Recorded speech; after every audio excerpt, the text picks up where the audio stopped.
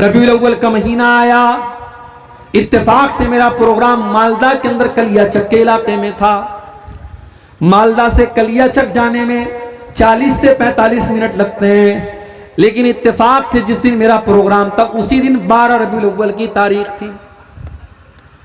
यकीन मानिए आप, 40 से 45 मिनट का रास्ता मालदा से कलियाचक जाने में मुझको 3 घंटे लग गए। रास्ते भर मुसलमान नौजवान कुतुब मीनार की जितनी ऊंची ऊंची टोपी लगा करके नाच रहे हैं, गा रहे हैं, बड़े बड़े डीजे के साउंड के साथ जुलूस निकल रहा है। मैंने पूछा ये कौन लोग हैं? जवाब मिला ये नबी के आशिक लोग हैं, ये नबी के चाहने वाले लोग हैं। मैंने पूछा ये क्यों किया जा रहा है? जवाब मिला ये नबी की मोहब्बत के नाम पे किया जा रहा है। ओ लोगों, अगर ये जुलूस निकालना, ये डीजे बजाना, ये नबी की मोहब्बत के नाम पर अगर ये सब कुछ सही है तो अबू बकर ने डीजे क्यों ना बजाया, उमर फारूक ने जुलूस क्यों ना निकाला, नबी के सहाबा ने ये जश्न क्यों ना मनाया? काम तो देखने में अच्छा लग रहा है, काम तो देखने में इमोशनल लग रहा है, काम तो देखने में सही लग रहा है, मगर इसके ऊपर जनाब मोहम्मद रसूलुल्लाह की मुहर नहीं है, इसलिए ये काम बिदात है, ये काम नेक अमल नहीं है। मैं आपको 1 करोड़ रुपया लिख करके चेक दे दूं और चेक पर अपना सिग्नेचर ना करूं तो वो चेक दुनिया के किसी बैंक में आप कैश नहीं कर सकते, क्योंकि जो चेक दे रहा है, जिसका अकाउंट है, उस चेक के ऊपर उसकी सिग्नेचर होनी चाहिए, तब वो चेक मानी जाएगी। मेरे प्यारे साथियों, आप जो नेक अमल करते हैं वो भी अल्लाह ताला का एक चेक है, और उस चेक के ऊपर जनाब मोहम्मद रसूलुल्लाह की सिग्नेचर होनी चाहिए। वो अमल अल्लाह के रसूल के तरीके के मुताबिक होना चाहिए। अगर है तो सुन्नत है, अगर नहीं है तो बिदात है। फेसबुक के ऊपर रात रात भर लगा रहने वाला मेरा नौजवान भाई और दिन भर मोबाइल पर चैटिंग करने वाला मेरा नौजवान भाई, बड़े प्यार से, बड़े प्रेम से, बड़ी मोहब्बत से कहना चाहूंगा, ये जवानी फेसबुक पर चैटिंग करने के लिए तो नहीं मिली है, ये यूट्यूब के शॉर्ट्स देखने के लिए तो नहीं मिली है, ये फेसबुक की रील्स देखने के लिए तो नहीं मिली है। ये जवानी तो अल्लाह को राजी करने के लिए मिली है। इस जवानी में आप अल्लाह को राजी कर लेंगे, बुढ़ापे में नहीं कर पाएंगे। जो जवानी में आप काम कर लेंगे वो बुढ़ापे में नहीं कर पाएंगे। इसीलिए अल्लाह के प्यारे नबी फरमाते हैं, इग़तनिम खमसन क़ब्ल खमसिन, 5 चीजों की कदर करो, 5 चीजों की वैल्यू को समझो 5 चीजों के आने से पहले। शबाब का क़ब्ल हरमिक, अपनी जवानी की कदर करो इसके पहले कि बुढ़ापा आ जाए। वस्सिहत का क़ब्ल सक़मिक, अपनी तंदुरुस्ती की कदर करो इसके पहले कि तुम बीमार हो जाओ। पाकिस्तान का एक नौजवान, उसका फेसबुक के ऊपर फोटो भी आया था, बॉडी बिल्डर था, उसका खूबसूरत जिस्म देख करके कोई कह नहीं सकता था ये कभी बीमार पड़ेगा।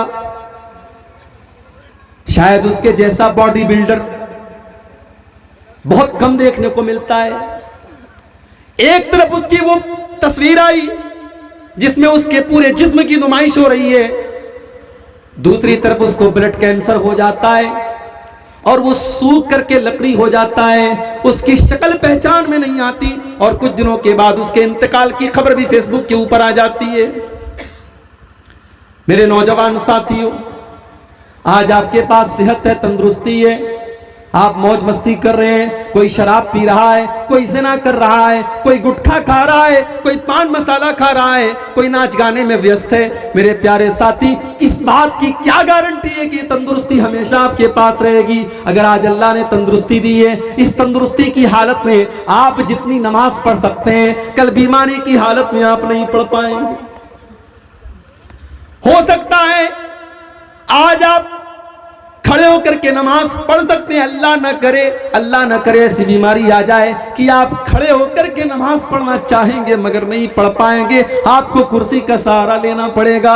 आज भी देखो कितनी मस्जिद में लोग आज कुर्सी पर बैठ करके नमाज पढ़ते हैं। अल्लाह ने उनको इस लायक भी नहीं बनाया कि वो जमीन के ऊपर सजदा कर सके। अगर अल्लाह ने आपको इस लायक बनाया है कि आप अल्लाह की बारगाह में सही सलामत सजदा कर सकते हैं, तो मेरे प्यारे साथियों, इस नेमत पर आप अल्लाह का शुक्र अदा कीजिए और इस सेहत की कदर कीजिए। वह सेहत तक क़ब्ल सक़मिक, अपनी तंदुरुस्ती की कदर करो इसके पहले कि तुम बीमार हो जाओ। वगिना का कबला फक्रिक, और अपनी दौलत की कदर करो इसके पहले कि तुम फकीर हो जाओ। अगर आज अल्लाह ने नवाजा है, अगर आज अल्लाह ने दौलत दी है, तो इस दौलत की कदर करो और इस दौलत को अल्लाह की राह में खर्च करो। गरीबों की मदद करो, यतीमों की मदद करो, बेसहारों को सहारा दे दो, गरीबों को कंबल दे दो, बेसहारों को सहारा दे दो। हो सकता है कि कल आपको सहारे की जरूरत पड़ जाए, आज आप दूसरों को देने के लायक है। अल्लाह न करे ऐसी नौबत आ जाए कि आपका हाथ किसी और के आगे फैलाना पड़ जाए। वह गिना का कबला फक्र, अपनी दौलत की कदर करो इसके पहले कि तुम फकीर हो जाओ। वह फराग का कबला शुगलिक, और अपने टाइम की कदर करो, अपने समय की कदर करो इसके पहले कि तुम बिजी हो जाओ। कभी सोचो मेरे भाई, अपनी जिंदगी में फ्लैशबैक करके देखो। 5 साल पहले आपको जितनी फुर्सत थी आज आपको नहीं मिलती। जब तक शादी नहीं हुई थी बहुत सारे काम आदमी कर लेता है, शादी हो गई, बीवी आ गई, जिम्मेदारियां आ गई, बहुत सारे काम नहीं कर पाता है। फिर बच्चे पैदा हो गए और जिम्मेदारियां आ गई, बच्चे स्कूल जाने लगे, मदरसे जाने लगे और जिम्मेदारियां आ गई, बच्चे बड़े हो गए और जिम्मेदारियां आने लगी। जिंदगी जैसे जैसे आगे बढ़ती चली जाती है, इंसान की जिंदगी में जिम्मेदारियां आने लगती हैं, इंसान बिजी होता चला जाता है। अल्लाह के नबी फरमाते हैं, अगर आज 2 मिनट भी आप फ्री हैं, 2 मिनट की आपके पास फुर्सत है, तो इस फुर्सत की कद्र करो और इस फुर्सत को सही जगह इस्तेमाल करो। हम कहां इस्तेमाल कर रहे हैं? 3-3 घंटे बैठ करके फिल्में देख रहे हैं, फेसबुक के ऊपर बैठ करके वीडियोस देख रहे हैं। अरबी में कहावत है, अल वक्त कसैफ, वक्त जो होता है वो तलवार की तरह होता है।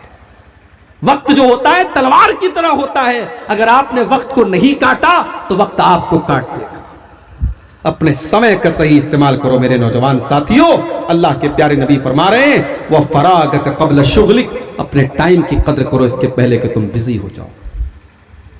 वह हयात का कबल मौतिक, और अपनी जिंदगी की कदर करो इसके पहले कि तुम्हें मौत आ जाए। मौत आएगी तो ये पूछ करके नहीं आएगी, अब्दुल गफ्फार साहब आपकी बेटी का क्या हाल है, आपकी बीवी का क्या हाल है, आपका मकान बना के नहीं बना, आपको नौकरी मिली कि नहीं मिली, आपका सपना पूरा हुआ कि नहीं हुआ। मौत आएगी और आपके सारे सपनों को लेकर के चली जाएगी। मौत आपसे अपॉइंटमेंट लेकर के तो नहीं आएगी। मौत को तो कोई ना कोई बहाना चाहिए। कभी बीमारी के बहाने से आ जाएगी, कभी एक्सीडेंट के बहाने से आ जाएगी, कभी अचानक हार्ट अटैक आ जाएगा, कभी दिमाग पर फालिज का हमला हो जाएगा। मौत किसी भी बहाने से आ सकती है और मौत आते ही मेरे प्यारे साथियों जिंदगी की सारी चकाचौंध खत्म हो जाएगी। इसीलिए अल्लाह कुरान में कहता है, हत्ता इज़ा जाअ अहदहुमुल मौत क़ाल रब्बिरजिऊन, मेरे बंदो जब मौत का टाइम आता है, जब बंदे की मौत का टाइम आता है तो बंदा कहता है कि ऐ मेरे परवरदिगार मुझे एक मौका तू और दे दे, मुझे एक बार तू दुनिया में वापस भेज दे। लअल्ली आमलु सालिहा, ऐ अल्लाह मैं वादा करता हूँ अगर तू मुझे दुनिया में भेजेगा, मैं नमाज नहीं पढ़ता था, 5 टाइम की नमाज पढ़ूंगा। ऐ अल्लाह मैं ज़िना किया करता था, अब कभी ज़िना न करूंगा। ऐ अल्लाह मैं शराब पिया करता था, अब कभी शराब को हाथ न लगाऊंगा। ऐ अल्लाह मैं कुरान की तिलावत कभी नहीं करता था, ऐ अल्लाह मैं बहुत कुरान पढ़ूंगा। लअल्ली आमलु सालिहा, ऐ अल्लाह मैं वादा करता हूं कि तू एक बार मुझे वापस भेज दे, मैं नेक अमल करूंगा, मैं तुझे राजी करने वाला अमल करूंगा। अल्लाह फरमाता है, कल्ला इन्नहा कलिमतुन हुवा क़ाइलुहा, मेरे बंदे तेरी ये ख्वाहिश कभी पूरी होने वाली नहीं है। मौत आ जाए, मौत का टाइम आ गया, अब तुझे दोबारा दुनिया में नहीं भेजा जाएगा। मौत आ चुकी है, अब किसी को दोबारा दुनिया में नहीं भेजा जाएगा। ये जो कॉन्सेप्ट है ना बॉलीवुड की फिल्मों की वजह से हमारे यहाँ आया है। कोई अगर आत्महत्या कर लेता है तो उसकी आत्मा भटकती रहती है, किसी को कोई कत्ल कर दे तो उसकी आत्मा भटकती रहती है। ये सब फिल्मों के अंदर और सीरियलों के अंदर दिखा करके हमारा दिमाग खराब किया गया है। कोई आत्मा वात्मा नहीं भटकती रहती। इंसान मर गया, अब इस दुनिया से उसका कनेक्शन खत्म। अब वो एक और दुनिया में है जिसको हम कब्र की जिंदगी कहते हैं, जिसको हम बरज़ख की जिंदगी कहते हैं, और वहां से कोई रिटर्न दुनिया में नहीं आ सकता। वो किस हाल में है हम नहीं जानते, हम किस हाल में वो नहीं जानता। तो अल्लाह के नबी ने फरमाया कि अपनी जिंदगी की कद्र करो इसके पहले कि तुम्हें मौत आए। वल असर, जमाने की कसम है। अच्छा, असर का एक मतलब और भी होता है।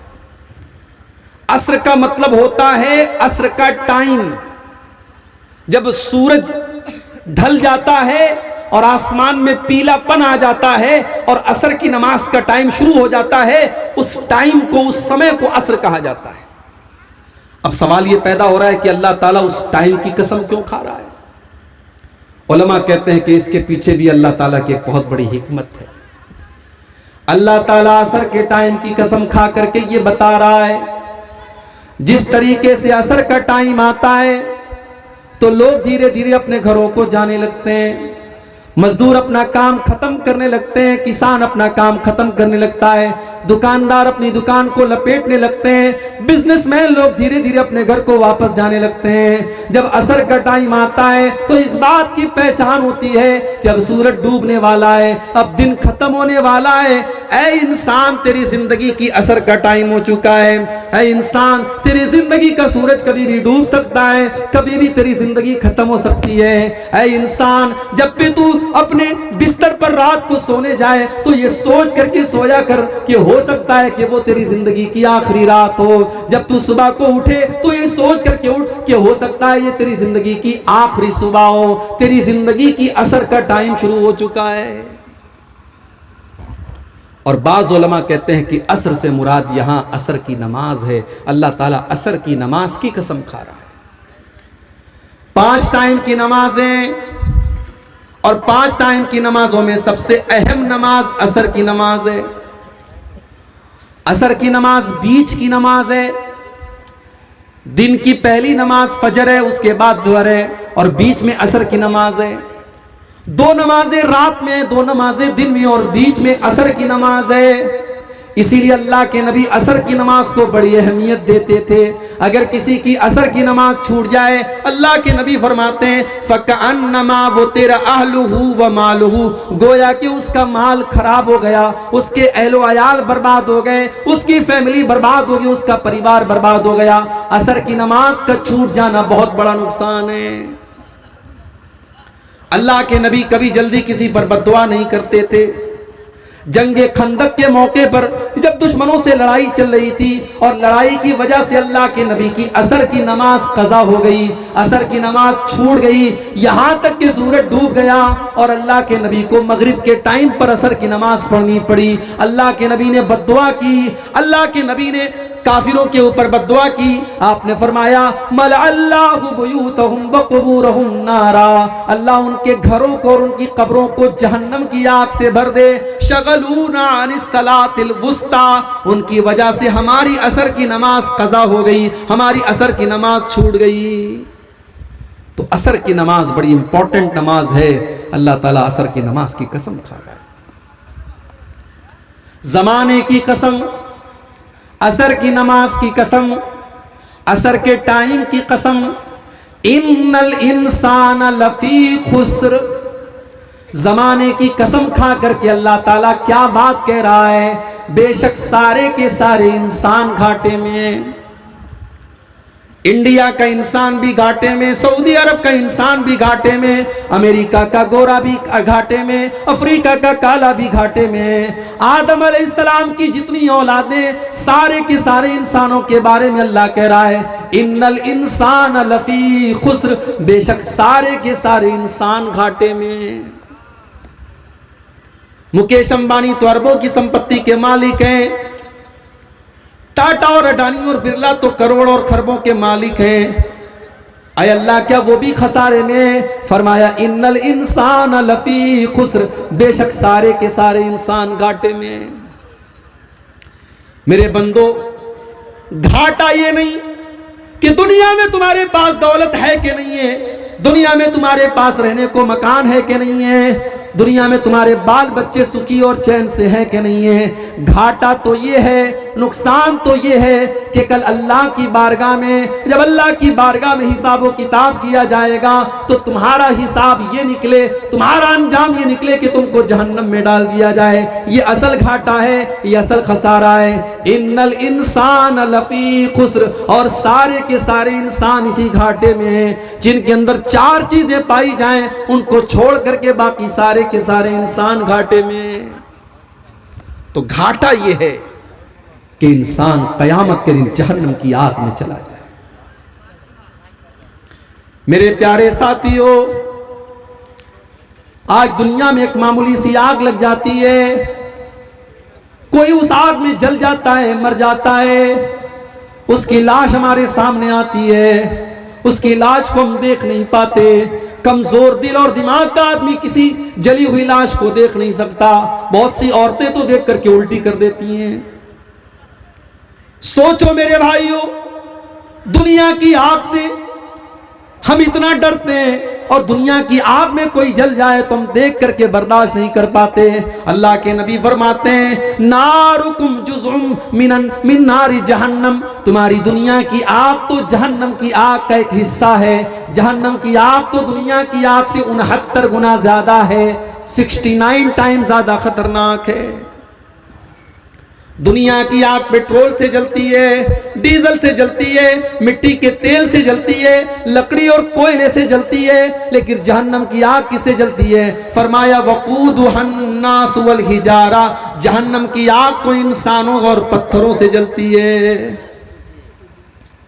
कल क़यामत के दिन जिसको अल्लाह ताला फमन ज़ुज़िया अनिन नारि व उदखिलल जन्नत फ़क़द फ़ाज़, जिसके बारे में अल्लाह ताला ये फैसला कर दे कि वो जहन्नम की आग से बचा लिया गया, उसको जन्नत में डाल दिया गया, वही कामयाब है, वही प्रॉफिट में है, वही फायदे में। और जो जहन्नम की आग में चला जाएगा, मेरे प्यारे साथियों, अल्लाह फरमा रहा है इन्नल इंसान लफी खुसरिन, उससे बड़ा खसारे वाला कोई नहीं है।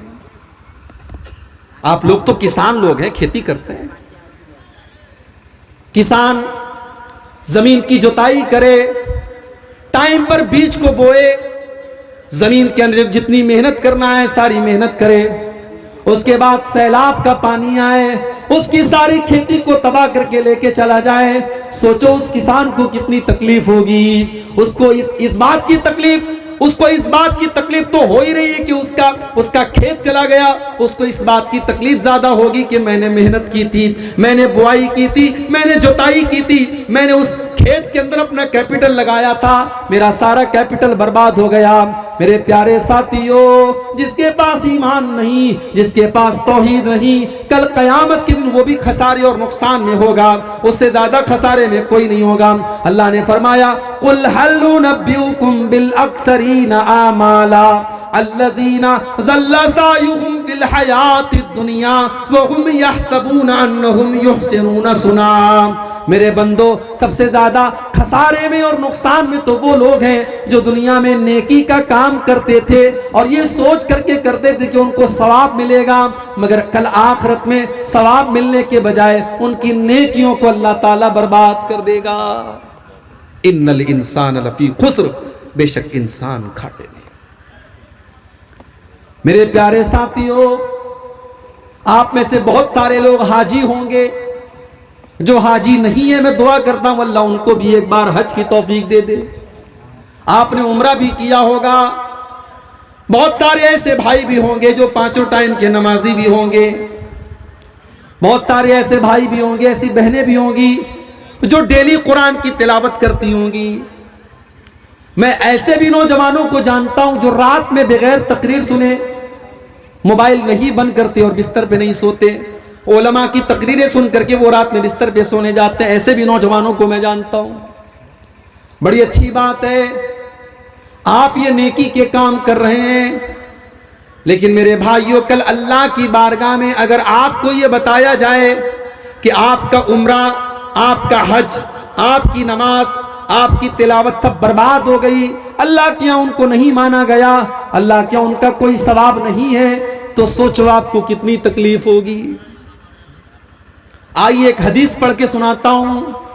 हो सके तो हम सब अपने दिल पर हाथ रख करके सोचें कि इस हदीस में जो बात बताई गई है कहीं ऐसा तो नहीं कि ये बात हमारे और आपके ऊपर फिट बैठ रही है।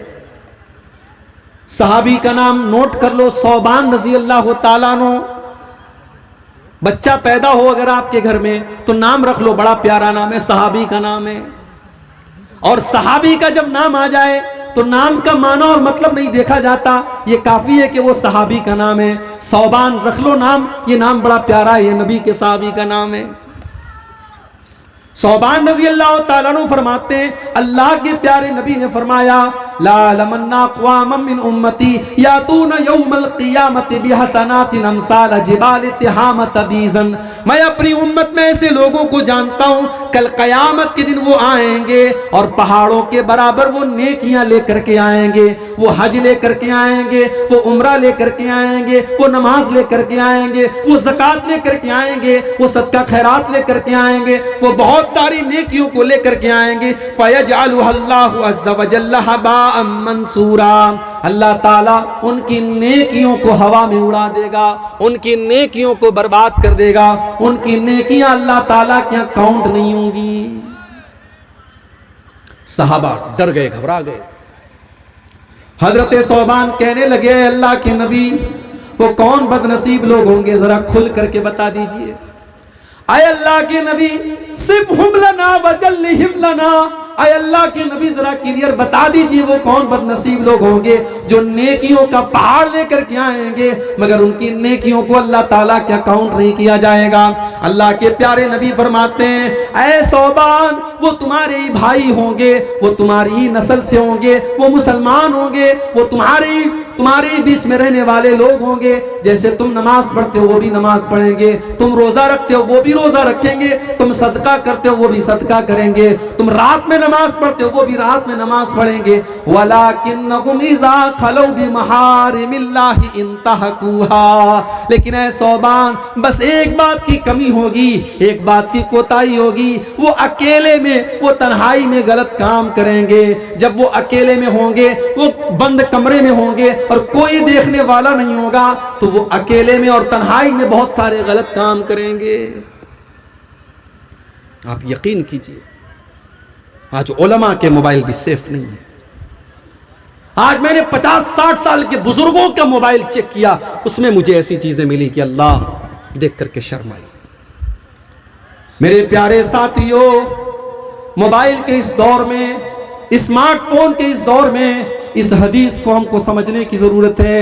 आज उलमा से लेकर के जाहिल तक और बच्चों से लेकर के बूढ़ों तक इस मोबाइल ने सबको इस गुनाह में डाल दिया है। आज सबसे बड़ा खतरा जो हमारे ऊपर मंडरा रहा है, हम बज़ाहिर तो नमाज भी पढ़ रहे हैं, हम जलसों में जा रहे हैं, हम तकरीर भी कर रहे हैं, लंबी लंबी दाढ़ी भी है, हम हाजी भी हैं, हम नमाजी भी हैं, मगर हम जब अकेले में हैं, जब तन्हाई में हैं, हम मोबाइल पर क्या देख रहे हैं, किससे बात कर रहे हैं कोई नहीं जानता।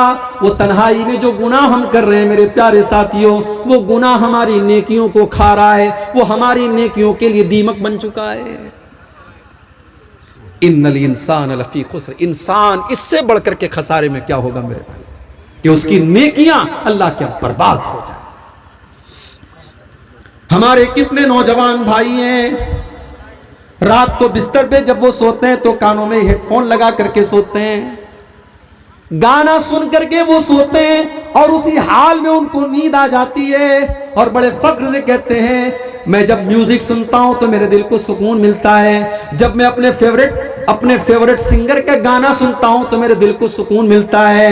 मेरे प्यारे भाई उसी गाना को सुनते हुए अगर तुझे मौत आ गई, बिस्तर पे सोने के जाने के टाइम अल्लाह के नबी ने जो दुआ हमको सिखाई है उस दुआ में हम क्या कहते हैं, अल्लाहुम्मा बिस्मिका अमूतु व अहया, ऐ अल्लाह मैं तेरे ही नाम से मरता हूँ और तेरे ही नाम से जीता हूँ।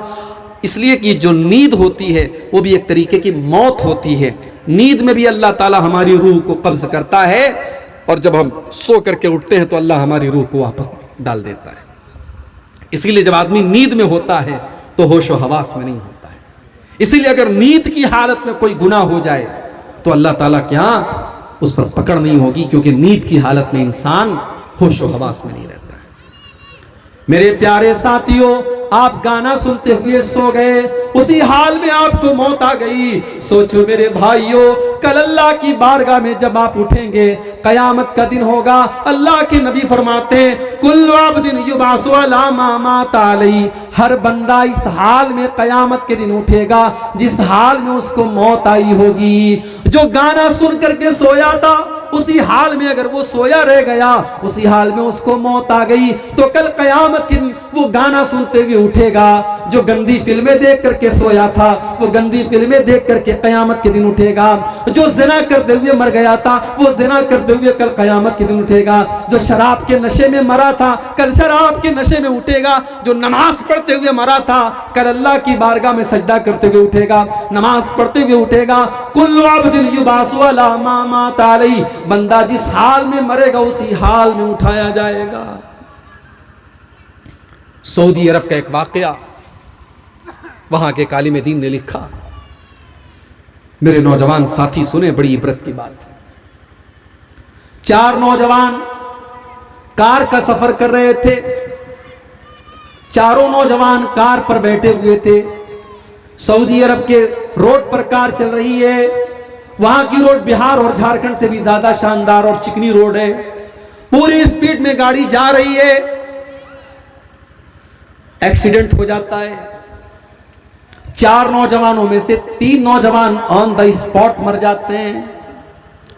एक नौजवान बच जाता है, लेकिन वो भी आखिरी सांसें ले रहा है। ट्रैफिक पुलिस वाले जब उस नौजवान के पास पहुंचते हैं जो आखिरी सांसें ले रहा है, उससे पूछते हैं कि ये एक्सीडेंट कैसे हुआ। उससे पूछते हैं तुम्हारा नाम क्या है। उससे पूछते हैं तुम्हारे साथियों का नाम क्या है। वो नौजवान आखिरी सांसें ले रहा है और एक ही जुबान से एक ही लफ्ज बार बार कह रहा है, फी सकर, फी सकर, फी सकर। अरे मैं तो सकर में हूं, मैं तो सकर में हूं, मैं तो सकर में हूं। पुलिस वालों को ये बात समझ में नहीं आई कि ये सकर का नाम क्यों ले रहा है, ये सकर का क्या मतलब होता है। उन्होंने इलाके के आलिम दीन से पूछवाया कि ये नौजवान ये फी सकर कह करके दुनिया से गया, इसका क्या मतलब है। आलिम दीन ने कहा, इसका मतलब आपको कुरान के 29वें पारे में मिलेगा। आलिम दीन ने कहा, जाओ कुरान का 29वां पारा पढ़ लो। कुरान के 29वें पारे में सूरह मुद्दस्सिर के अंदर अल्लाह फरमाता है, जब जन्नती जन्नत में चले जाएंगे और जहन्नमी जहन्नम में चले जाएंगे, और जन्नती लोग देखेंगे कि उनके जान पहचान के लोग जहन्नम में, जो उनके साथ बैठ करके चाय पीते थे, जो उनके साथ बैठ करके गप करते थे, आज वो जहन्नम के अंदर पहुंच गए। तो जन्नती सवाल करेंगे, मा सलककुम फी सकर, ऐ मेरे भाई तू जहन्नम में कैसे चला गया। तू तो मेरे साथ उठा बैठा करता था, तू तो मेरे गांव में रहता था, हम लोग साथ में उठा बैठा करते थे। मा सलककुम फी सकर, तू जहन्नम के अंदर कैसे चला गया। तो वो जहन्नमी जवाब देगा, क़ालू लम नकु मिनल मुसल्लीन, वो कहेगा कि हम नमाज नहीं पढ़ते थे। हय्या अलस सलाह की आवाज आती थी, तुम तो मस्जिद चले जाते थे, मैं तो चाय की दुकान पर बैठा रह जाता था। तुम नमाज के लिए फजर के टाइम उठ जाया करते थे, मैं तो रात को 2-2 बजे तक लड़कियों से चैटिंग में लगा रहता था, मैं फजर की नमाज में नहीं उठता था। मा सलककुम फी सकर, वो सवाल करेंगे कि तुम जहन्नम में कैसे चले गए। वो जवाब देंगे, लम नकु मिनल मुसल्लीन, हम नमाज नहीं पढ़ते थे। वलम नकु नुतिमुल मिस्कीन, हम शादी में लाखों का खाना फ्री में हम बर्बाद कर देते थे, बेहतरीन खाना बनवाते थे, और जितना खाने वाले खाना खाते थे उससे ज्यादा कूड़ेदान में फेंका जाता था। लेकिन गांव में गरीबों को खाना देने की तौफीक न होती थी, हम भूखों को खाना नहीं खिलाते थे, हम अपना पैसा कभी गरीबों पर खर्च नहीं करते थे। वकुन्ना नकूज़ु मअल खाइज़ीन, हम दीन का मजाक उड़ाने वालों के साथ दीन का मजाक उड़ाते थे, हम अल्लाह का मजाक उड़ाते थे, हम रसूल का मजाक उड़ाते थे, हम कुरान का मजाक उड़ाते थे, हम उलमा का मजाक उड़ाते थे, हम मदरसों का मजाक उड़ाते थे, हम दाढ़ी का मजाक उड़ाते थे। वकुन्ना नकूज़ु मअल खाइज़ीन, हम मजाक उड़ाने वालों के साथ मजाक उड़ाया करते थे। उस सऊदी अरब के आलिम दीन ने कहा, कुरान की ये आयत बता रही है कि वो नौजवान जब मर रहा था, आखिरी सांसें ले रहा था, मौत का फरिश्ता उसके पास आ चुका था और उसको वो मंजर दिखाई दे रहा था, उसको ये नजर आ रहा था कि आज वो जहन्नम की आग में जाने वाला है। इसीलिए उसकी जुबान से बार बार सकर का लफ्ज आ रहा था। वो अनाफी सकर कह रहा था। वो ये बता रहा था कि वो बेनमाजी था। वो ये बता रहा था कि वो अपनी जवानी को बर्बाद करने वाला नौजवान था। इन्नल इंसान लफी खुस्र, बेशक सारे के सारे इंसान घाटे में, इल्लल्लज़ीना आमनू, मगर वो लोग घाटे में नहीं है जो ईमान वाले हैं। ईमान किसको कहते हैं मेरे भाइयों? हमने ईमान का मतलब नहीं समझा। ईमान का मतलब क्या है? आओ जरा कुरान उठाओ, अल्लाह ताला ईमान का मतलब बताता है। इन्नमल मुमिनून अल्लज़ीना इज़ा ज़ुकिरल्लाहु वजिलत क़ुलूबुहुम व इज़ा तुलियत अलैहिम आयातुहु ज़ादतुहुम ईमाना। अरे मोमिन तो वो लोग हैं जब अल्लाह का नाम उनके सामने ले लिया जाए उनका दिल कांप जाता है, उनका दिल तड़प जाता है, अल्लाह का नाम सुन करके वो गुनाह छोड़ देते हैं। बुखारी की वो हदीस आपने कई बार सुनी होगी। 3 लोग जब गार में फंस गए और तीनों ने अल्लाह से अपने अपने नेक अमल का वास्ता दे करके दुआ मांगी थी। उन तीनों में से एक ने कहा था, अय अल्लाह, मैं अपनी चचाजाद बहन से बहुत मोहब्बत करता था, मैं अपनी चचा की लड़की से बहुत मोहब्बत करता था, मैं उस पर डोरे डालता था, मैं उसको हासिल करने की कोशिश किया करता था। और एक मर्तबा जब गांव में कहत पड़ा, सूखा पड़ा और वो लड़की मेरे पास मदद मांगने के लिए आई, मैं मदद करने के लिए तैयार तो हुआ, मगर मैंने कंडीशन लगा दी कि तुझे अपनी इज्जत का सौदा करना पड़ेगा, तुझे अपनी आबरू मेरे हवाले करनी पड़ेगी। लेकिन जब ऐन मौके पर मैं उस लड़की के साथ जिना करने के लिए तैयार हो गया और करीब था कि मैं उसके साथ जिना कर लेता, उस लड़की ने ऐन मौके पर कहा कि ऐ अल्लाह के बंदे, इत्तकिल्लाह, तू अल्लाह से डर, वला तफुज़्ज़ल खातम इल्ला बिहक़्क़िही, और जिस चीज का तुझे हक हासिल नहीं उस चीज को तू इस्तेमाल मत कर। अल्लाह का नाम सुन करके उस नौजवान ने जिना का इरादा तर्क कर दिया, जिना का इरादा छोड़ दिया अपनी चचाजाद बहन के साथ। फिर उसने कभी गलत काम का इरादा नहीं किया। अल्लाह कह रहा है कि मोमिन तो वो लोग हैं जब अल्लाह का नाम लिया जाए तो उनके दिल कांप जाते हैं।